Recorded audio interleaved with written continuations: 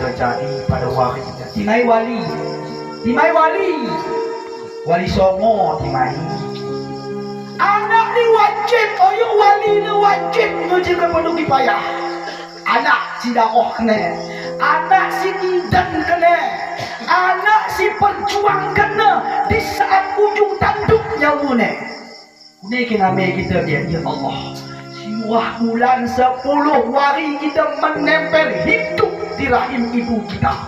Bancet tu ke sida ni, dak tabah kat sida. Di saat melahirkan kita, dempik ambil kita naik nafas waktu mendankan kita.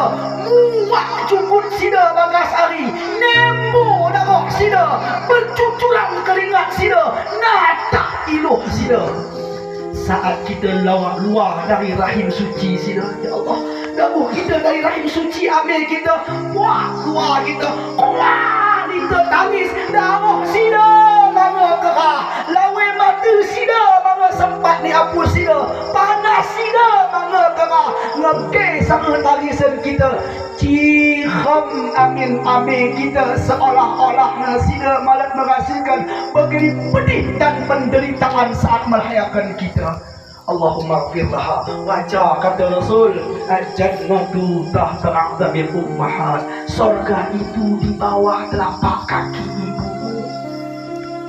Kai singgo kita bangga kata berkata demi Allah, malah sepengkoh pe manusia di dunia dah yang rela mati demi kita.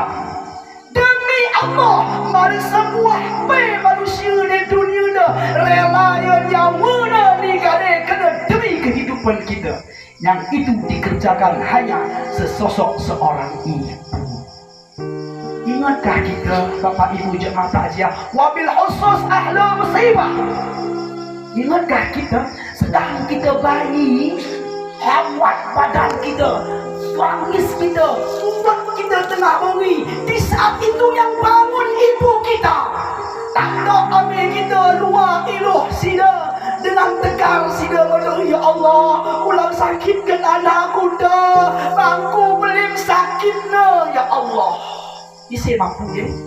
Seandainya malaikat Israel turun pada waktu ni, kata ambil kita, ya Allah, ulang cabut nyawa anakku dah, nyawa ku belim, ya Allah akan buatkan demi kita geluh. Go belim. Jadi keadaan kita ni muliakan di tengah-tengah je menghab. Ni hargai kalah.